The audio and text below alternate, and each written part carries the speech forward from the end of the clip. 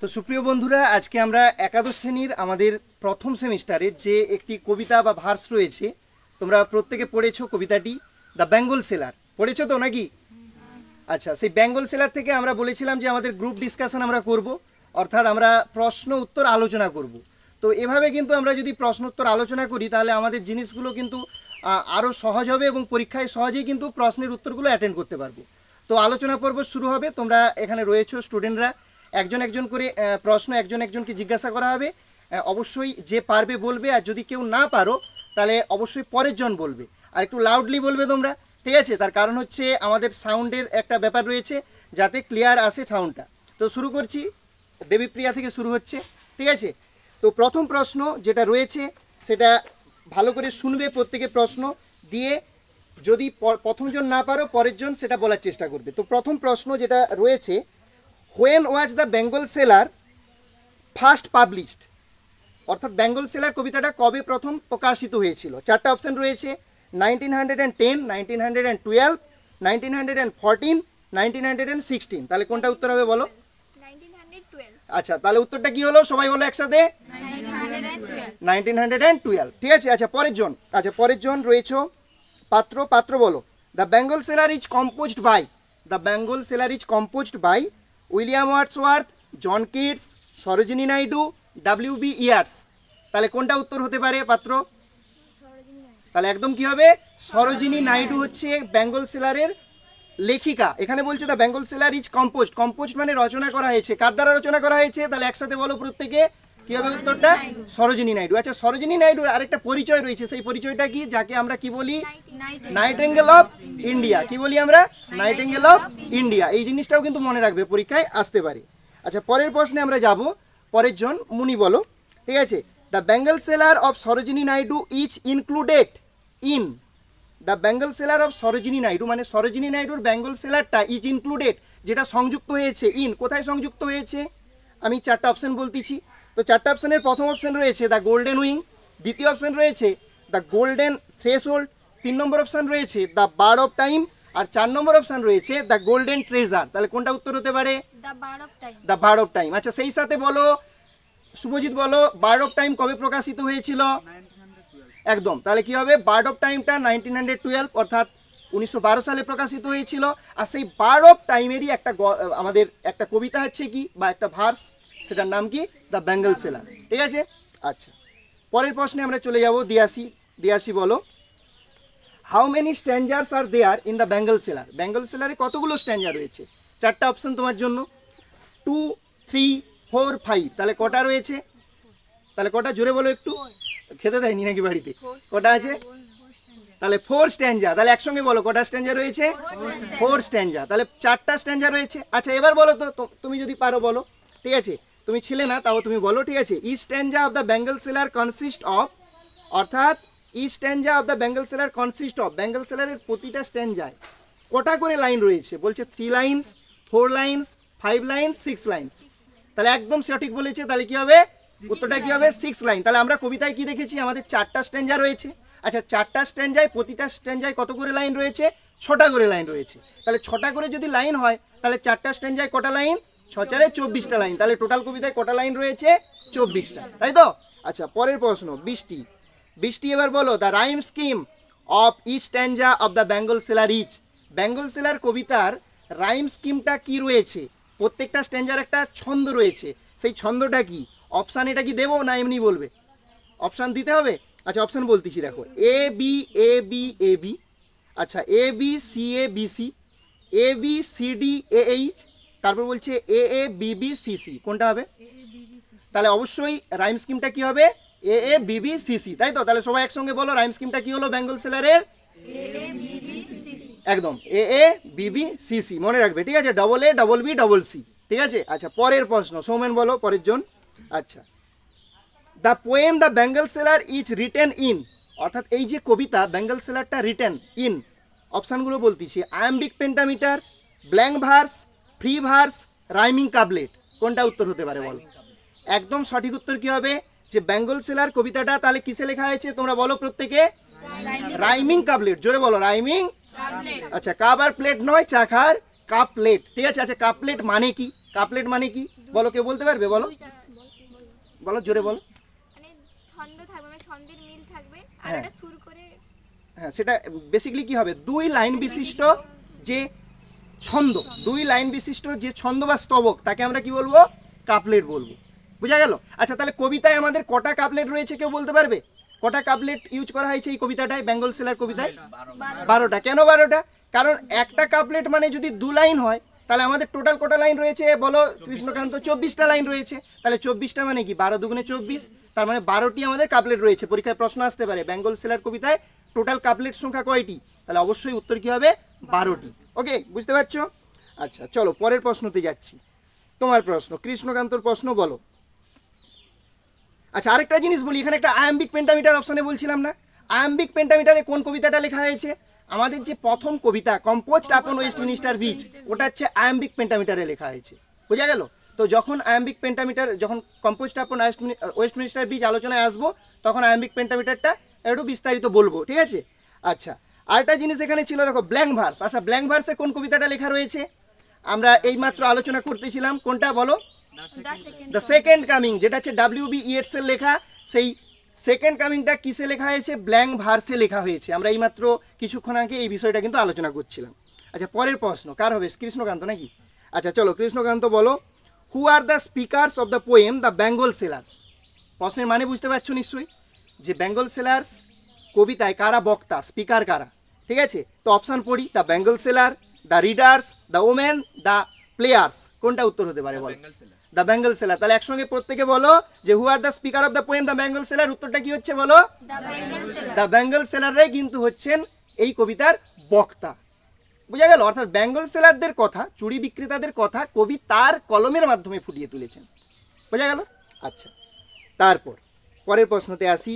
শুভজিৎ বলো, our shining loads to the temple fair, our shining loads to the temple fair, who are refer to here as hour?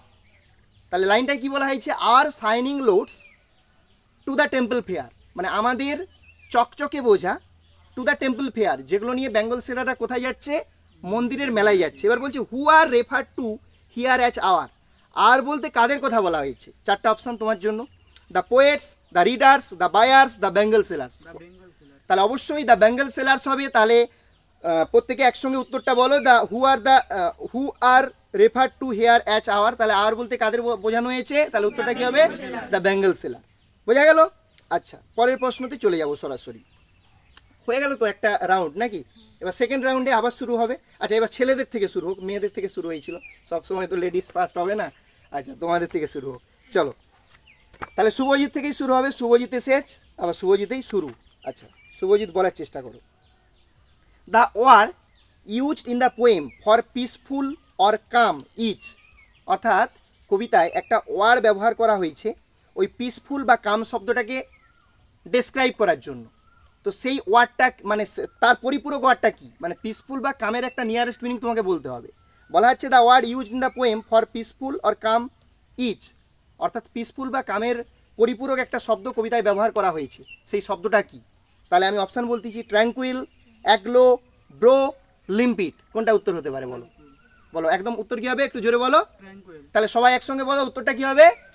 Tranquil. আচ্ছা, tranquil শব্দটা আমরা কোথায় পেয়েছিলাম? আমরা যখন কম্পোজড আপন ওয়েস্টমিনিস্টার ব্রিজ আলোচনা করি তখন বলেছিলাম ট্র্যাঙ্কুইল শব্দটা। মুড অফ দ্য পোয়েম কি? কম্পোজড আপন ওয়েস্টমিনিস্টার ব্রিজ, সেটা কিন্তু ট্র্যাঙ্কুইল ছিল। আচ্ছা, ট্র্যাঙ্কুইল মানে কি? শান্ততা, নীরবতা, স্তব্ধতা, পিসফুল, সাইলেন্ট, কাম, এগুলো হচ্ছে তার নিয়ারেস্ট মিনিং। বোঝা গেল? আচ্ছা, পরের জন আবার বলো, কৃষ্ণকান্ত বলবে। তো তোমার জন্য যে প্রশ্নটি রয়েছে গুরুত্বপূর্ণ প্রশ্ন, তুমি বলো, how many stages of women's life R presented in the poem the Bengal sailor? Bengal seller কবিতায় কতগুলো স্টেজ, একটা মেয়ের জীবনের কতগুলো স্টেজকে বর্ণনা করা হয়েছে? 2, 3, 4, 5? না, এটা 5 কি হবে বলো কেউ? তাহলে কি হবে বলো? 4 হবে। আচ্ছা, 4 কি হবে? তাহলে উত্তরটা কি হবে? অ্যাকচুয়ালি উত্তরটা কি হবে? 5ও হবে না, 4ও হবে না, কি হবে? 3 হবে। তাহলে একসঙ্গে সবাই বলো যে বেঙ্গল সেলার কবিতায় একটা মেয়ের জীবনের কটা পর্যায়কে বর্ণনা করা হয়েছে? একসঙ্গে বলো, জোরে বলো, যেটা ভুল করছো সেটা জোরে বলো, যে 3টা পর্যায়কে ব্যবহার করা হয়েছে। 3জন ছেলে রয়েছে, 3টি পর্যায়ে ভাগ করা হয়েছে, যদিও মেয়ের জীবনকে। আচ্ছা যাই হোক, সেই তিনটা পর্যায় কি সেটা একটু মনে রাখতে হবে। কেউ বলতে পারবে সেই তিনটা পর্যায় কি, যে তিনটা পর্যায়ে কথা এখানে বলা হয়েছে বা ডেসক্রাইব করা হয়েছে সারা কবিতা জুড়ে? কেউ বলতে পারবে? বলো বলো, কেউ বলতে পারবে? আচ্ছা আমি বলছিলাম, প্রথম পর্যায়ে হ্যাঁ বলো, এক দুটা বল। মেয়ে মানে হ্যাঁ মেডেন বলতে পারো, হ্যাঁ একদম সঠিক, তাহলে মেডেন হবে। সেকেন্ড হচ্ছে ওই বিবাহের আগের মুহূর্তটা। ওটাকে বিবাহই বলে দাও, ওয়াইফ বলে দাও। আর তৃতীয়টা কি বলে দাও? মাদার বলে দাও। তাহলে একটা মেডেন মানে কি একটা অবিবাহিত মেয়ে বা অবিবাহিত নারী, তারপর ওয়াইফ সে হচ্ছে স্ত্রী হচ্ছে, তারপরে সে মাদার মা হচ্ছে। এই তিনটা পর্যায়কে বর্ণনা করা হচ্ছে। পরের প্রশ্নটাই ছিল the 3 stages of women's life describe in the poem are. তিনটা স্টেজ কি কি? তাহলে কৃষ্ণকান্ত কি কি হবে? একটা হচ্ছে মেডেন, বলো আমার সঙ্গে সঙ্গে প্রত্যেকে। একটা হচ্ছে মেডেন, আর একটা কি হচ্ছে ওয়াইফ, আর একটা কি হবে? মাদার। ঠিক আছে, একটা মেয়ে, তারপর সে স্ত্রী হলো, তারপর সে মা হলো। এই তিনটা পর্যায়, আর যেন না ভুল হয়, বুঝতে পারছো?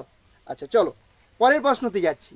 এবার বলো, এবার কার হবে? সৌমেনের। আচ্ছা সৌমেন বলো, the central theme of the poem is. এই কবিতার কেন্দ্রীয় বিষয়বস্তু কি? চারটা option. Poverty and struggle. Poverty মানে জানো কেউ? পোভার্টি মানে দারিদ্রতা। আর স্ট্রাগল মানে জানো তো, স্ট্রাগল মানে যুদ্ধ বা জীবনে যে সংকটময় পরিস্থিতিতে স্ট্রাগল করা, সেটাকে স্ট্রাগল বলা হয়। আচ্ছা তারপরে বলছে love and hate, Indian tradition and culture, god and husband. তাহলে কোনটা উত্তর হতে পারে? আরেকবার বলবো অপশান? আচ্ছা আরেকবার বলছি, দেখো। The central theme of the poem is poverty and struggle, love and hate, Indian tradition and culture, god and husband. তাহলে উত্তরটা কি হবে? প্রত্যেকে একসাথে বলো, এটা সেন্ট্রাল থিম কি আমাদের কবিতার? বলো। ইন্ডিয়ান ট্র্যাডিশন অ্যান্ড কালচার, ভারতীয় ট্র্যাডিশন এবং তার কালচার, ভারতীয় নারীদেরকে নিয়ে কবিতাটি। তোমরা প্রত্যেকে জানো সরোজিনী নাইডু ভারতীয় নারী, কেবলমাত্র ভারতীয় নারী নয়, ভারতীয় আমাদের ভারতের লেখিকা, তো ওই জন্য ভারতীয় মেয়েদের উপর আলোকপাতটা করেছেন। আর আমাদের যে ট্র্যাডিশনটা রয়েছে ইন্ডিয়ান ট্র্যাডিশন, ওই চুড়ি টুড়ি এই ব্যাপারগুলো কোথায় রয়েছে? আমাদের ইন্ডিয়াতেই রয়েছে। শাড়ি চুড়ি এগুলো কিন্তু ইন্ডিয়াতেই রয়েছে। আর অন্য কোনো কান্ট্রিতে বা আমরা যদি একটু পাশ্চাত্য দেশে চলে যাই, ঠিক আছে, সেখানে কিন্তু এগুলো দেখতে পাবো না। ইউরোপিয়ান কান্ট্রিতে যদি চলে যাই, সেখানে কি চুড়ি পরা দেখতে পাবো? সেখানে কি পরবে? ব্রেসলেট পরে আছে, কেউ হচ্ছে তোমার ঘড়ি পরে আছে, এগুলো হচ্ছে তাদের কালচার। কিন্তু আমাদের ভারতীয় কালচার কি? শাড়ি চুড়ি, এগুলো হচ্ছে ভারতীয় কালচার। ঠিক আছে, তো সেটাই বর্ণনা করা আছে। আচ্ছা চলো পরের প্রশ্ন, কার হবে এটা? আচ্ছা বৃষ্টির হবে নাকি? বৃষ্টি বলো দেখি, বৃষ্টি বলো। আচ্ছা একটু তোমাকে শূন্যস্থান পূরণমূলক প্রশ্ন জিজ্ঞাসা করি, যেটা ফিল ইন দ্য ব্ল্যাঙ্ক। ঠিক আছে, আচ্ছা the poem consist of dash lines. বলছে 18 lines, 24 lines, 22 lines, 20 lines. 24 lines. আচ্ছা তারপর তুমি বলো, পরের জন বলো, তুমি বলো the bangles bring dash in the women's life. The bangles brings মানে চুড়ি আনে, dash in the women's life অর্থাৎ একটা মেয়ের জীবনে চুড়ি কি আনে?